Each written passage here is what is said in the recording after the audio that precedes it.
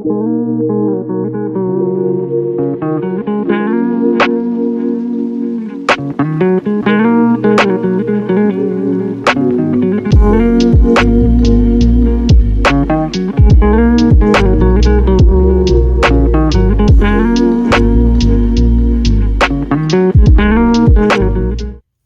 guys, it's Naj. I'm here with another book talk. This past Christmas I got a gift card, and so instead of using that to buy anything else, I solely used it to purchase books on my Kindle. So I've had my Kindle since I was in seventh grade. That's a pretty long time, and it is one of my favorite ways to read books. And most often, ebooks are a little bit cheaper than like paperbacks. And there's certain books that only are available in ebook edition. So these ones that I'm going to share with you guys, I'm not quite sure if they're only available in ebooks.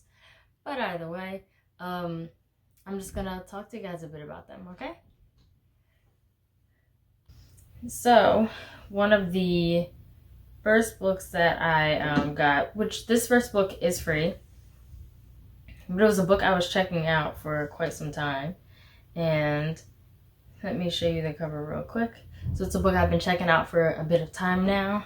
And so the book is called The Assist by Rebecca Junchak. And so it's a book about a basketball jock. And this girl who is very motivated to do well in school, and so she's having a tough time in this particular class, and she's shocked to find out that this jock is doing really well in this class, and she kind of had a stereotypical view on him that as a jock he was stupid, and then we found out that he's not. And so the two of them obviously work to overcome her hurdle of her lack of understanding. She's struggling with a particular class, so them getting over their initial rough patch and getting into their relationship, and something's happening. And the main character, Wes, that's the guy,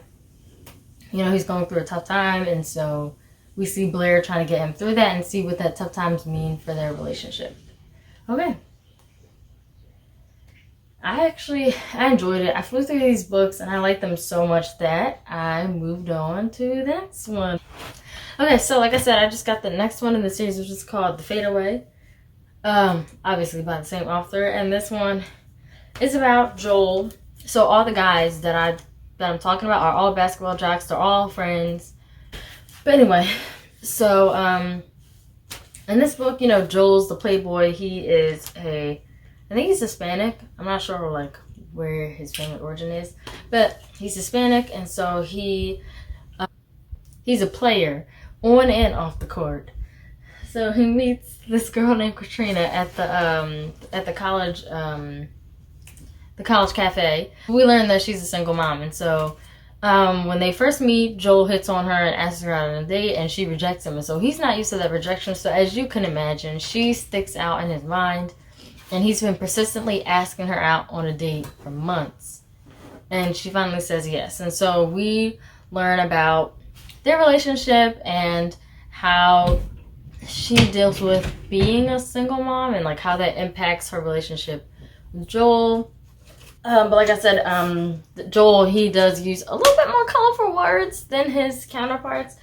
And of course, a little sauce alert for these books, okay? And not like crazy, but you just jump paragraph. If you're a paragraph jumper, you just, okay, word check, okay. Anyway, but I enjoyed it. It was pretty good. I flew through her books, and I enjoyed each of their personalities and stuff. Okay, let me not stop it. Okay, the third book in the series that I went right to is The Tip-Off, and this is about what's his name? Zeke. There we go. It's about their friend named Zeke. We're not sponsored by them. We just like to drink it. But yeah, it's The Tip-Off, and so it's about Zeke, who is we hear about Zeke, obviously. We hear about each of the guys, even though they're not the main characters. throughout the other books, so you get to hear a little bit about them. And Zeke is the strong, silent type. He's an African American man. And so because he's strong, silent type, even though he is quiet, his presence is known.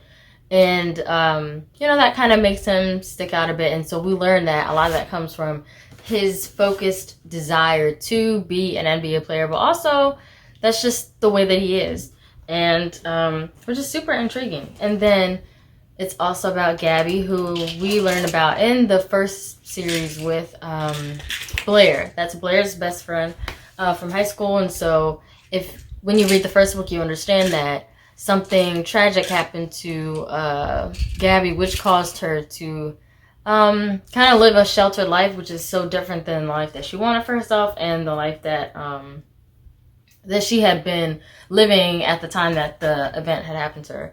So we've got the withdrawn girl, introverted girl, trying to get out of her shell and really experience the things that she didn't allow herself to experience due to the internal scars and physical scars of that event. And then you've got Zeke, the strong, silent type that, does not really let a lot of people in. So seeing the two of them get together was really interesting, and it was really cool to see them overcome those obstacles that they go through, Zeke's future and things like that. So like I said, these are really easy reads. Like, I flew through them. I found it super enjoyable, and I do not regret it. And there are 2 more books left in the series. I wanted to read them, but I didn't want to spend all my money on one series. I guess that could be dumb that I didn't finish. But each of them has a happily ever after, so it's not that bad that I stopped. So the next book that I'm jumping into, or the next series, is the Nia Arthur series. It's the Make It Marriage one. So all of these couples in this series are interracial couples. Oh, that brings me to the last book series. The last book series, I wish there was more diversity in the female characters, so I really enjoyed that. The first 3 books of the Smart Jock series thing that with Rebecca Jenshak, there was a Hispanic guy, an African American male, and a white guy, So I thought it was interesting. The whole Make It Marriage series is about this big group of friends, from the Caribbean. They're women of color, but black women. And so they all, most of them work together at this matchmaking place called Make It Marriage. And so obviously they're matchmakers, and then, they meet people during the job and, in regular life, and that's how the group forms. And so the first book that I purchased was Be My Bride, at least in this haul. And Be My Bride I liked it. It's about Asia and Hansley. I don't like his name. Hansley, I don't like it. But he's rich. He's a billionaire. And then we've got Asia. And so Asia was a client for Make It Marriage, and she got matched with this guy who was also a white guy. But anyway, she got that. That's okay, I'm fine.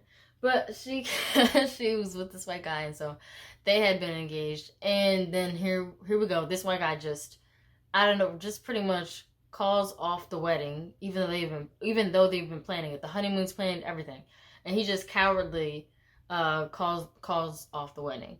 And so Asia meets Hansley when she's going to Make It Marriage to complain. So she meets Hansley there, and they have a really authentic conversation, within a few minutes. And Hansley's kind of okay, his attention's up there. And so some background about Hansley is he is somebody that is also a player. So he's got money, and he's just doing his thing. And he hasn't really settled down. And so the only girl that he's really had real feelings for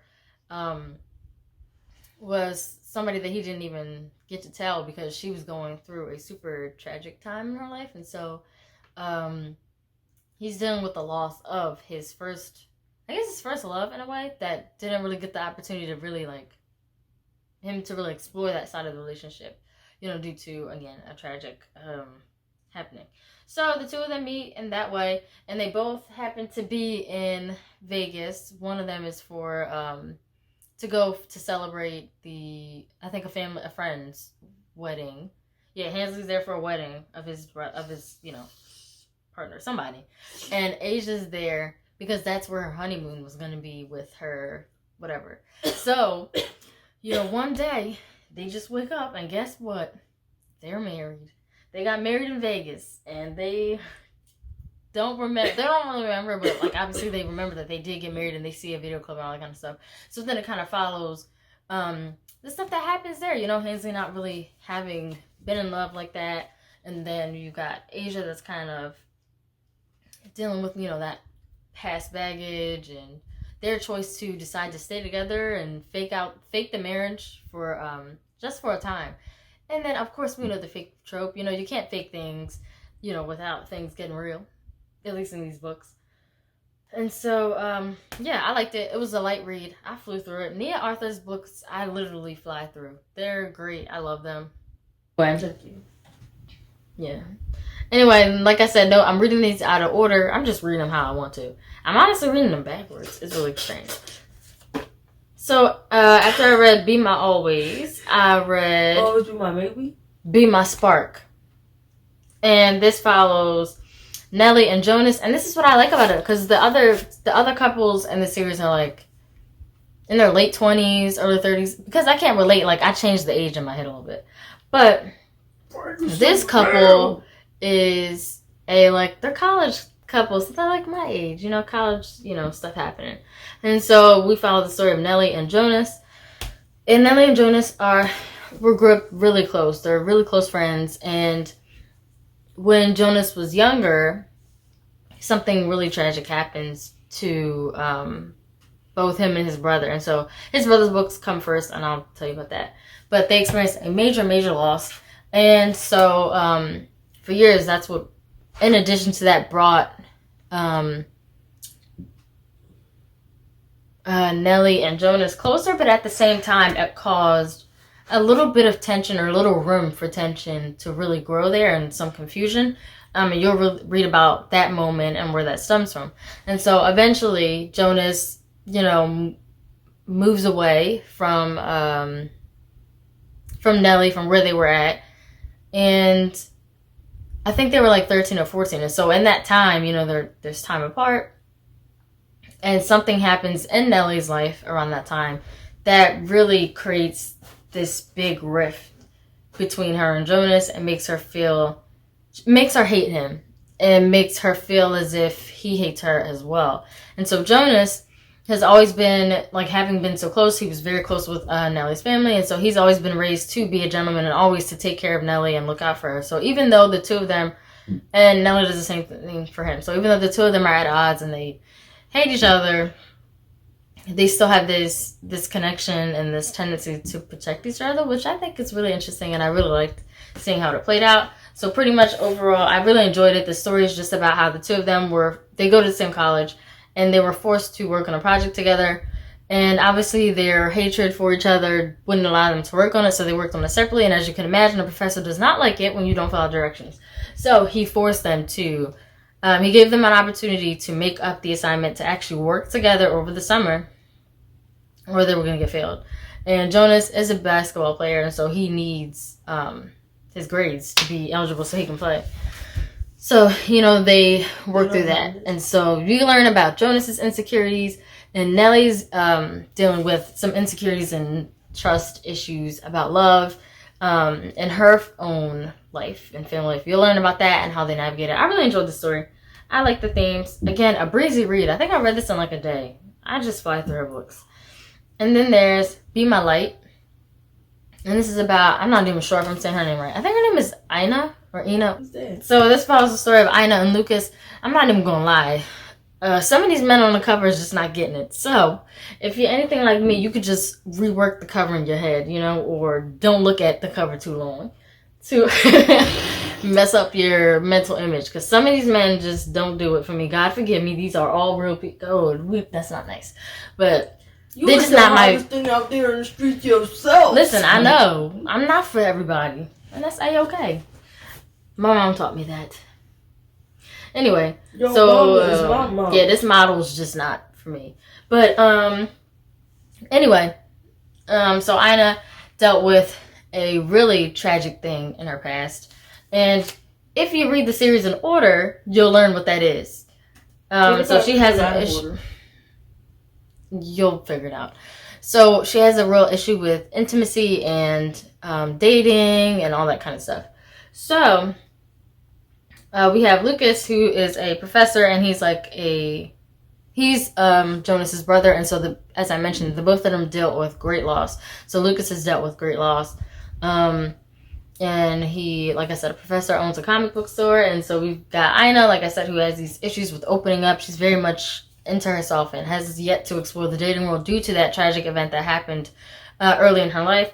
And so she meets Lucas and she realizes that this guy actually makes her feel comfortable. Way more comfortable than she's ever been around any other guys. And so she's like, maybe he can help me with my problem, maybe he can help me to be more normal and feel more normal. So Ina's embarking on her dating life, and so she wants him to coach her through being normal. But also we've got the make it matchmakers who are also trying to match her. So she's speed dating at the same time that she's getting these lessons from Lucas. And as you can imagine, they spend so much time together, they've got a lot in common, that they really like each other. But there are still barriers in the way, and you'll learn about those as you read more into detail, as you read the book yourself. But again, I really liked it. It was good. I think it was commendable to see them, have Ina as such a strong person, as a strong character, considering her background and what she went through. I think that's fairly refreshing. And I feel like she didn't beat us over the head with tragedy and stuff. I feel like it was good. I enjoyed it. Okay, so I'm gonna talk about the last 2 books that I purchased. I've now completed this. So in the first, or in the big part of the video, I hadn't finished these 2 books yet. So now I have, and I'm gonna talk about the book, talk, and my reaction about it. I'm going to summarize it and talk about my reaction. Okay, so so it was Be My Light. That was the last Make It Marriage book in the that I read. So that's about Venus, and she is one of the matchmakers for Make It Marriage. She's Kayla's friend, and so Venus is very bold. She has a great sense of humor, very witty, very outgoing, and very strong. And so that's who she is, but she also has a vulnerable, softer side of her that she doesn't really show a lot of people, that part of her. And so currently in this book, she's experiencing these dreams that kind of feel real, but she's not sure if these are repressed memories, are these just, I don't know, weird dreams, and they're troubling her. And so on top of that, she's also being stalked. And so for somebody that's so, go for it, she, meets challenges heads on, this is something that is really challenging to her because she's scared, but she also, doesn't want to be scared. She doesn't want to give the stalker or these dreams or whatever that power to, scare her or shake up her daily routine. And so then we've got Troy. And so Troy is he's an artist. He's doing very well for himself at this point in the story. But as a young boy, he had a very troubled, his family was very, not very good for him. It was very unsuitable.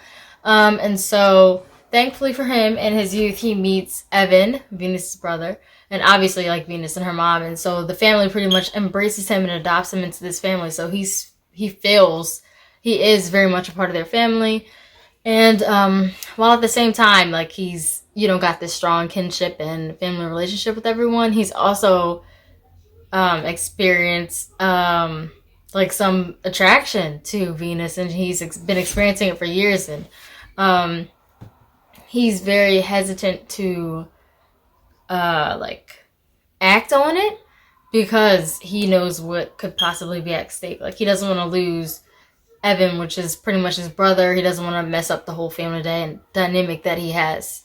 So it's really interesting. I liked it. I thought it was good. I think it's always cool when we have some gritty elements to a romance story. I know people think when they hear romance, it's roses and sunshine and itty bitty conflict. But I love the grittiness of it, and just how it was interesting to see her character. It's the complexities of it. She can be strong, but we also have the vulnerability there. And allowing Troy to be there for her is kind of like a bit of a struggle, and it's cool to see their relationship dynamic. So I enjoyed it. It was, again, like I've said before, an easy breezy read. Okay, so Queen Move is about Ezra, a biracial man. He's African American and Jewish, and Kimba, an African American girl. And so they grew up in Atlanta together. They were best friends since birth, and so they're very in tune to each other. They have an extremely strong relationship, and they really got along well, and their personalities were really complementary. So you've got Ezra, who's always been like the strong, silent type, and then you've got Kimba, who lived life out loud, but she felt a little bit held back by her stuttering when she, was growing up. So, despite the closeness of Ezra and Kimba's family, something like tragic, something major happens in their life that causes Ezra's family to abruptly move. Right after Kimba and Ezra have like a breakthrough, or like they like come to a new threshold or a new place in their relationship. And so it's really devastating in that they moved and then they lose contact with each other for years, a really long time. And so the story kind of fast forwards from when they were, teens, when they split up, to them as grown adults. Like, they're grown. I'm talking middle aged. I didn't see that coming, but they're grown. So Ezra has a son, and he and his not wife, like, this woman, like, she doesn't buy into the whole institution of marriage. So she's like, I'm not your wife, but like, they're like married without the legal certificate. Anyway, so he and his wife are undergoing like a really interesting patch in their not marriage. And Kimba is kind of at her prime. Like, she's in a way at her career prime. Like, she's been getting it. She works as a candidate, somebody that works for people's campaigns, like governors and people running for office. So she's doing really well for herself, and then she experiences and she learns something that kind of causes her to slow down and to look at her life and look at time and what she needs and what she wants differently. And so she then returns home where Ezra is, and so they meet unexpectedly at reunite at a like a banquet thing. And so the whole book is just about them navigating this, I don't know, the new relationship, like how the connect, like, I don't know, coming back together, how they deal with reuniting, each of their respective issues that are going on in their back, on top of, some other things. So I loved the book so much. I think Ezra and Kimba are one of my favorite book couples I've ever read about. Despite the fact that they're older than me, and I was like, well, I can't really relate, but I love this story. It was wonderful. Like, the way Ezra really had such love and respect for Kimba was just amazing. And the genuine connection, the genuine friendship and kinship that they had to really build off of and have the potential to create a romantic relationship, it was just so easy to watch and so easy to buy into it and to root for them. So, like I said, hopefully we'll see you back with another video, either another book talk, some clothes, some food, anything like that. Alright, so I'll see you guys in another video then.